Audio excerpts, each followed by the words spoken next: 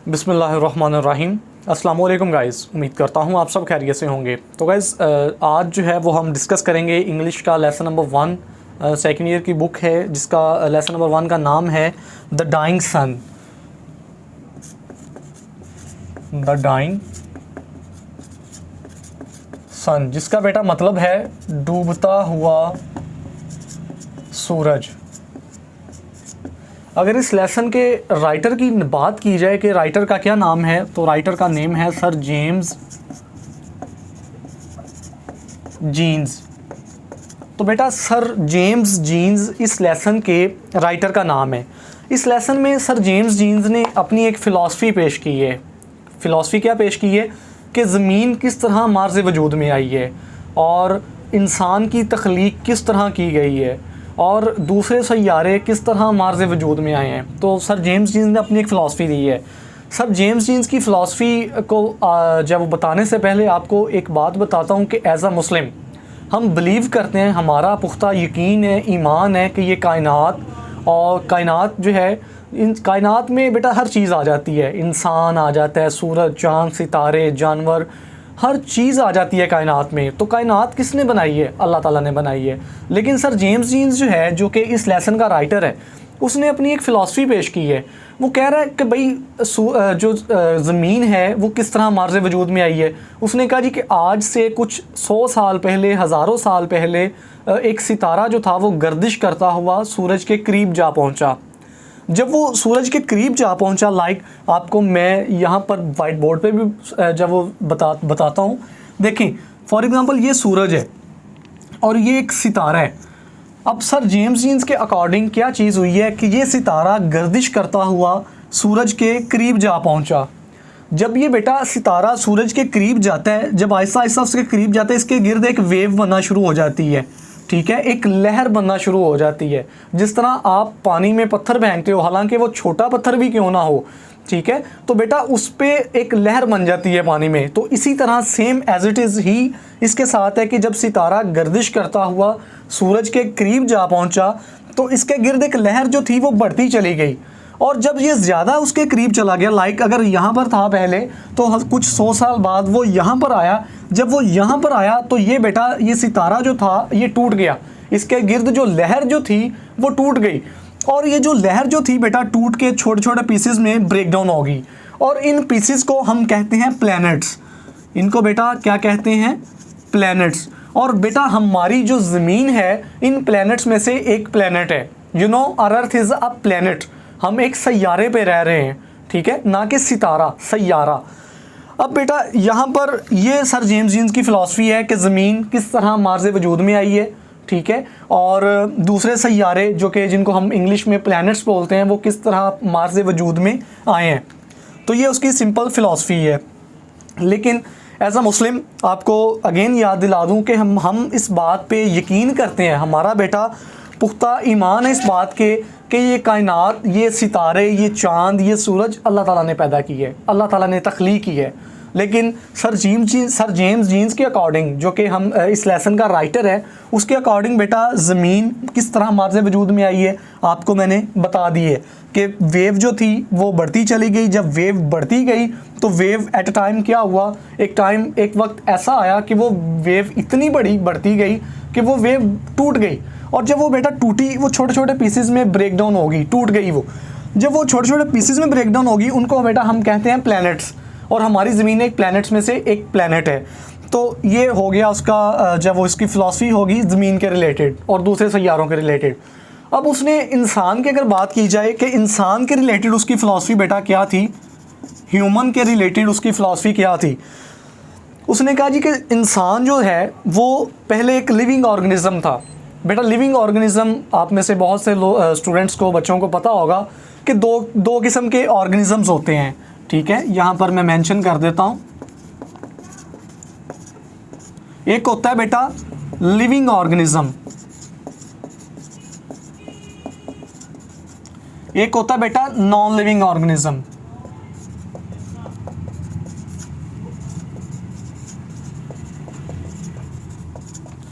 Living organism बेटा जो चीज़ें जिंदा हैं, लाइक फॉर एग्जांपल मैं हूँ, मैं लिविंग ऑर्गेनिज्म हूँ, कोई जानवर है वो लिविंग ऑर्गेनिज्म है, आप लिविंग ऑर्गेनिज्म हो। अगर नॉन लिविंग चीज़ों की बात की जाए बेटा, अगर मैं ये बोर्ड मार्कर मैंने हाथ में पकड़ी है, ये नॉन लिविंग है, बोर्ड है ये नॉन लिविंग है, ये बेटा डस्टर है तो ये नॉन लिविंग है, ये बुक है ये नॉन लिविंग है, ठीक है। तो ये आपको पता चल गया है कि लिविंग और नॉन लिविंग जो ऑर्गेनिजम्स हैं वो कौन कौन से हैं।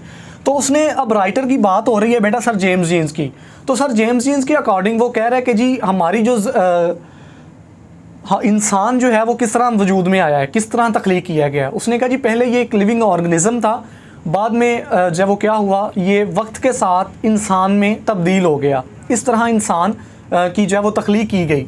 लेकिन बेटा आपको बताता चलूँ कि एज़ अ मुसलमान हमारा क्या यकीन है, हमारा पुख्ता यकीन है कि इंसान को अल्लाह ताला ने तख्लीक की है, अल्लाह ताला ने पैदा फरमाया है, अल्लाह ताला ने पैदा की है, ठीक है। लेकिन सर जेम्स जीन्स के अकॉर्डिंग इंसान की तख्लीक इस तरह बेटा हुई है कि वो पहले ऑर्गेनिज्म था, लिविंग ऑर्गेनिज्म था, फिर वो इंसान में चेंज हो गया।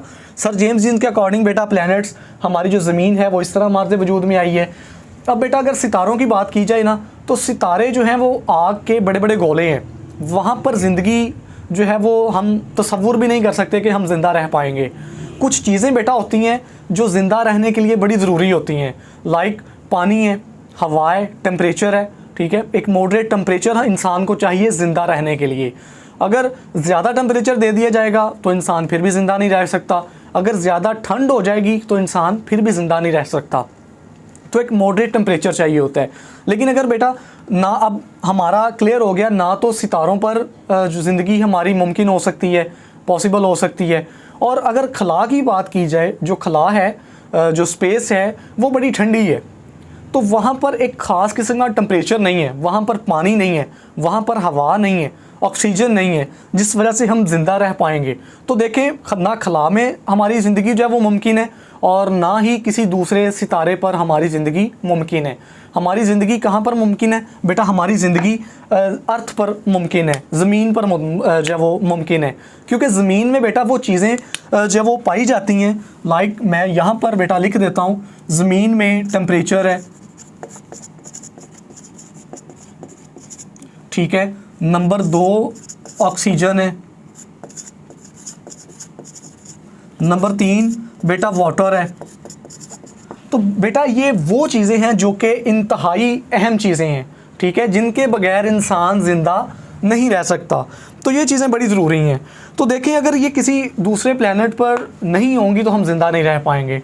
तो यहाँ से आपको अंदाज़ा हो गया होगा कि ये चीज़ें हमारे लिए काफ़ी ज़रूरी हैं, और ये चीज़ें सिर्फ लाइक करती हैं, मुयस्सर हैं अर्थ पर, ज़मीन पर। इसके अलावा किसी और सैयारे पर या किसी और सितारे पर या खला में हम ज़िंदा नहीं रह पाएंगे। इसके अलावा बेटा इसमें इस लेसन में एक और आपको पॉइंट बताता हूँ कि फॉर एग्ज़ाम्पल अगर मैं किसी स्टूडेंट को एक अलमारी में बंद कर दूँ, अलमारी में बंद कर दिया, उसे मैं बता देता हूँ कि बेटा अब मैं अलमारी नहीं खोलूँगा, ठीक है, तो वो कितनी देर बेटा ज़िंदा रह पाएगा? उसे अपनी मौत नज़र आएगी। और इंसान सबसे ज़्यादा किस चीज़ से डरता है? अपनी मौत से डरता है। खौफज़दा किससे होता है? वो अपनी मौत से खौफज़दा होता है कि यार मैं कहीं मर ना जाऊँ, यार मुझे कुछ हो ना जाए, यही होता है ना। अब बेटा अगर किसी को अलमारी में बंद कर दिया जाए, अलमारी में ना तो हवा है, ना ऑक्सीजन है, ना वाटर है, अब वो कितनी देर तक ज़िंदा रह पाएगा? 1 दिन, 2 दिन, 3 दिन? एज अ रिज़ल्ट बेटा क्या होगा? एट द एंड क्या होगा? वो मर जाएगा, ठीक है। इन चीज़ों की कमी की वजह से बेटा, इन चीज़ों की कमी की वजह से वो इंसान, वो स्टूडेंट मर जाएगा। तो अब उसको अपनी मौत नज़र आएगी।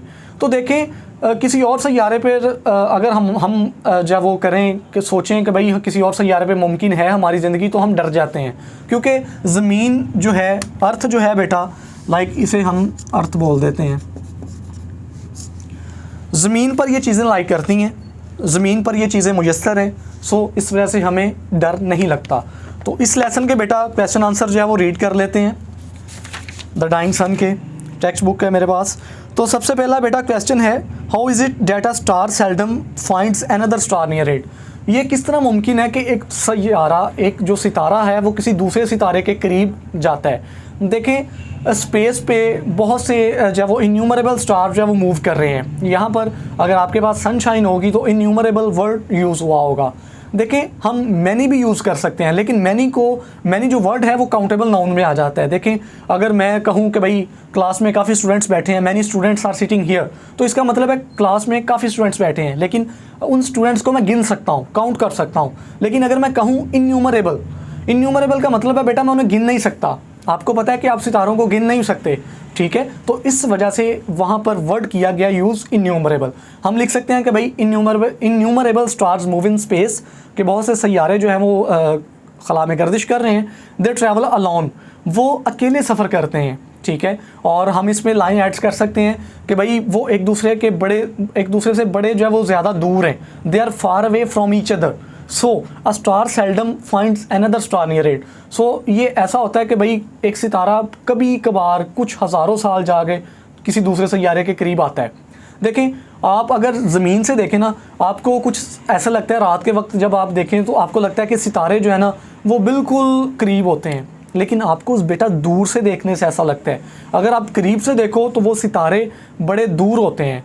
अब रात के वक्त आपने देखा होगा, आप अगर नोट नहीं कीजिए, नोट नहीं किया अभी तक तो नोट ज़रूर कीजिएगा। रात को बेटा आपने देखा होगा कि कुछ सितारे होते हैं वो जुरमट की शक्ल में होते हैं, कुछ सितारे होते हैं वो अकेले अकेले होते हैं। जुरमट वाले जुरमट में ट्रैवल करते हैं, अकेले वाला अकेले ट्रैवल करता है, ठीक है। तो ये आप लिख सकते हो। दूसरा बेटा क्वेश्चन है what happened when according to sir James Jeans, क्या होगा जब सर जेम्स जीन्स के अकॉर्डिंग अ वेंडरिंग स्टार, एक गर्दिश करता हुआ सितारा, वेंडरिंग का बेटा मतलब होता है गर्दिश करता हुआ, wandering through space came near the sun, क्या होगा जब एक गर्दिश करता हुआ सितारा किसी दूसरे सितारे के करीब जा पहुंचेगा। What happened when the wandering star came nearer and nearer, क्या होगा एक सितारा जब गर्दिश करता हुआ दूसरे सितारे के करीब जा पहुंचेगा। तो बेटा 3 क्वेश्चंस हैं जिनका आंसर 1 बनता है। चौथा क्वेश्चन है व्हाट आर प्लैनेट्स, सैयारे क्या हैं, and how did they come into existence, और ये किस तरह हमारे से वजूद में आए हैं, किस तरह इनकी तख्लीक की गई है। तो बेटा ये जो आपको मैंने यहाँ पर ड्रा करके दिखाया है, बताया है, इसको लाजमी याद रखिएगा कि एक जो सितारा है ना, एक जो सितारा है वो जब कुछ हज़ारों साल बाद जब सूरज के करीब जाता है ना, उसके गिर्द एक लहर बनती है, एक वेव बनती है। जब वो ज़्यादा करीब जाता है तो वो लहर जो है वो बढ़ती चली जाती है, इंक्रीज़ होती जाती है, और एक वक्त ऐसा आता है वो लहर टूट जाती है पीसेस में, और वो पीस जो होते हैं वो बिखर जाते हैं, सूरज से दूर गिर जाते हैं, और उन पीसेस को हम बेटा बोलते हैं प्लैनेट्स। और हमारी ज़मीन क्या है, एक प्लैनेट है। तो इस उम्मीद है कि इस क्वेश्चन का आंसर आपको मिल गया होगा। बेटा क्वेश्चन नंबर 5 है why is there no life on stars, सितारों पर हमारी ज़िंदगी जो है वो किस तरह मुमकिन नहीं है। तो बेटा अगर आपको याद होगा इस लेसन में मैंने आपको बताया था कि सितारे देखें आग के बड़े बड़े गोले हैं, हमारी जो ज़िंदगी है वहाँ पर मुमकिन नहीं है, ठीक है। और दूसरे नंबर पे बेटा ये चीज़ें सितारों पर हमें किसी और सैयारे पे नहीं मिलती जो कि हमें ज़मीन पर मिलती हैं, ठीक है। तो ये चीज़ें आप उसमें ऐड कर सकते हो। इसके बाद बेटा write a note on the beginning of life on earth, तो ये भी आपको मैंने लेसन में बताया कि according to sir James Jeans.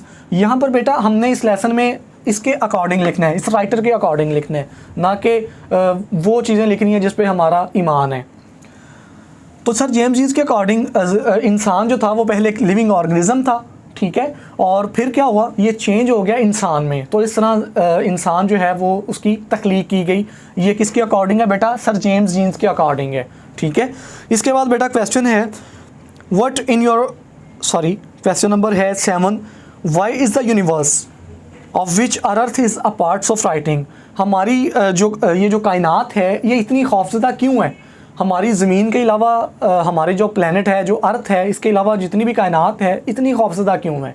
तो देखें अगर याद करें, मैंने आपको एक बताया था, आपको एग्जांपल दी थी कि बेटा अगर मैं किसी को बंद कर दूं एक अलमारी में और उसे पता है कि ये चीज़ें यहाँ पर नहीं है, ये चीज़ें टेम्परेचर, ऑक्सीजन, वाटर नहीं है, अलमारी में नहीं है, तो बेटा क्या होगा, उसे अपनी मौत नज़र आएगी, वो डरेगा। तो यही बेटा इंसानों के साथ है कि हमें ये जो चीज़ें हैं ये ज़मीन पे मिलती हैं, ज़मीन के अलावा किसी और सैयारे पे, किसी सितारे पे ये चीज़ें अवेलेबल नहीं हैं। तो अगर जहाँ पर ये चीज़ें अवेलेबल नहीं होंगी तो बेटा हमें मौत नज़र आएगी, डेफिनेटली हम मर जाएंगे इन चीज़ों के बगैर। इसके बाद बेटा वट इन योर ओपिनियन, आपकी राय में, should be the conditions necessary for the kind of life, कौन सी कंडीशंस हैं, कौन सी जो वो चीज़ें हैं जो कि ज़रूरी हैं kind of life we know to exist on other heavenly bodies, जो दूसरे जो सियारे हैं उन पर कौन सी चीज़ें हैं जो कि हमें अगर हों तो हम जब वो वहाँ पर रह सकते हैं।